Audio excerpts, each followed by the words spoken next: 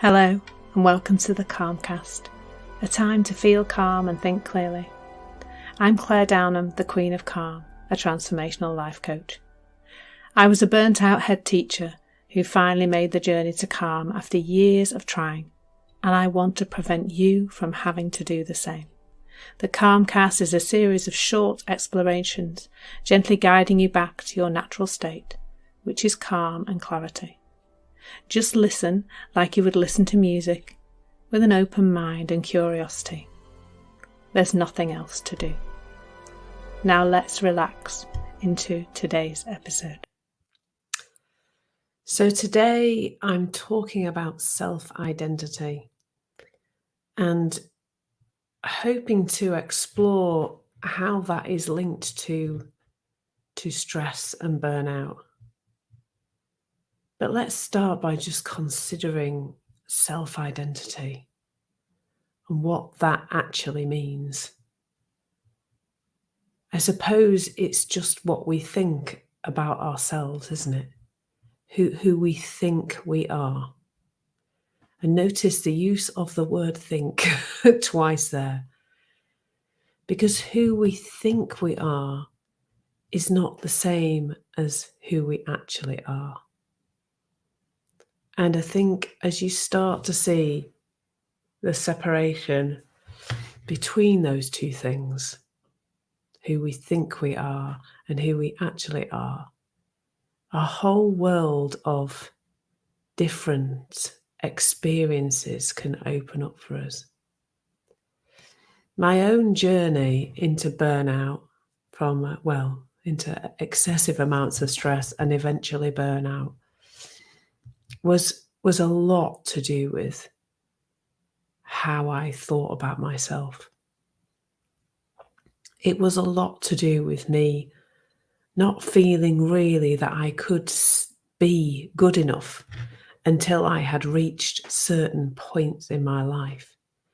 I was trying really hard to get the outside world to make me feel like I was good enough. That was the journey that I was on. And that involved pushing myself very hard up the career ladder. It involved me being a certain kind of parent, ensuring that my children had every opportunity everybody wants their kids to have every opportunity, but mine went to a ridiculous extent, really. It involved all sorts of attempts to manipulate the outside world in order for me to, I think I was probably trying to change how I felt about myself. So to change how I saw myself, therefore change my self-identity by manipulating the outside world. So it looked to me like if certain things were in place, I would feel better about myself. And that didn't just happen in the run-up to burnout. It continued in a slightly more insidious way, really, after burnout, when I guess saw that before I used to think it was the outside world that was the problem, and I then saw really that it was me that was the problem. And I wasn't. It was just a very unhelpful way I saw myself. That then the next stage of that was to be fully engaged in trying to fix myself, to try and be somebody else, to feel differently, to have different levels of motivation, to have different levels of or less procrastination. Yeah, different levels of procrastination, i.e. less of it. And that became another attempt to experience life differently, to have a different experience of life. But that was stressful too, because it's not real. Like what we're trying to do with all this self-development stuff is to develop the self-identity, isn't it? But actually the self-identity is thought. And where does it even come from? I mean, do you actually think? I think about it a lot actually now.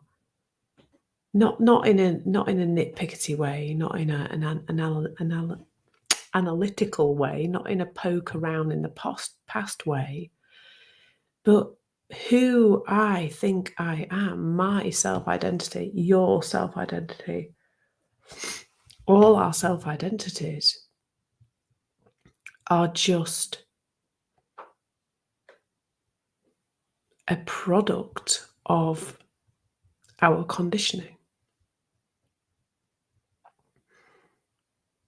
Like who you think you are now as a grown adult, who I think I am as a 51-year-old woman, is a product or a consequence of things that people said to me when I was a little girl. What the heck has that got to do with my capabilities now? Well, it ends up having a lot to do with our capabilities because we believe it to be true. We believe our thinking about ourselves. And it reinforces itself quite cleverly, actually. I was going to say quite beautifully, but it's not particularly beautiful. But it's very clever. Because if I think I'm not confident, then, for example, then I won't do things. I'll avoid things. I'll notice that I feel uncomfortable in certain situations. I mean, shyness is a great one. I identified as being shy for many, many years. And I suspect that came from, and I've seen this happening actually. I've seen a child a bit cautious about talking to somebody, and the parent immediately say, "Oh, they're shy, they're shy." And how many times, not many times, I don't think, a child has to hear that before that becomes the self-identity. I have another like real-time example of, there's only one little child in my life at the moment, and one time his very angry mother sent us a message saying, and the message was all about his behaviour and how awful it was, and at the end of the message it said he's out of control.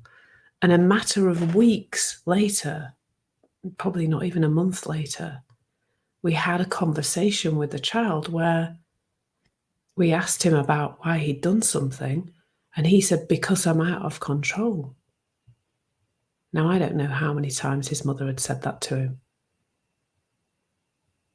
but how quickly that happens. So that is, our identity is particularly the negative things we think about ourselves, which do create stress and therefore burnout, because either they're making life hard because we see ourselves as being not capable in some way, or we're pushing ourselves really hard to try and have a different view of ourselves, to try and overcome that view of ourselves.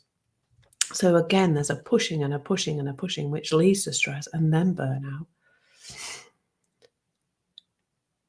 And it happens, the conditioning, the learning of the self-identity is just what an angry parent said to us, what an angry teacher said to us, what an upset bully said to us. It's got nothing to do with who we really are.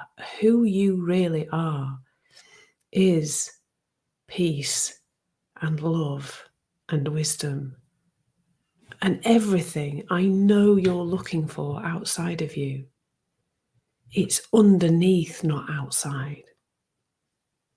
And a lot of self-development stuff is about trying to find a different way to see ourselves by going into the outside world.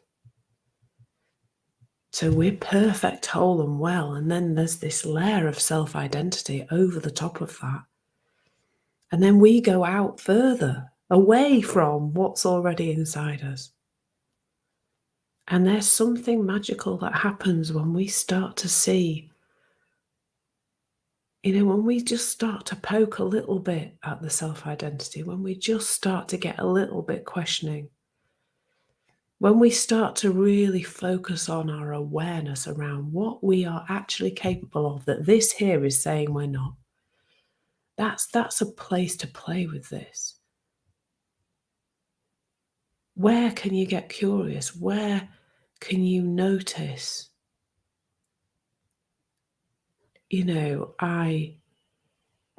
Get curious for yourself. Where am I doing things, and where are you doing things that you didn't think you could do? Didn't think you could do? How many times do you dismiss the niggly thought in your head and go, well, I'm doing it anyway? And this is the most important thing about what I'm going to say today, is your thinking knows nothing at all about what you are capable of.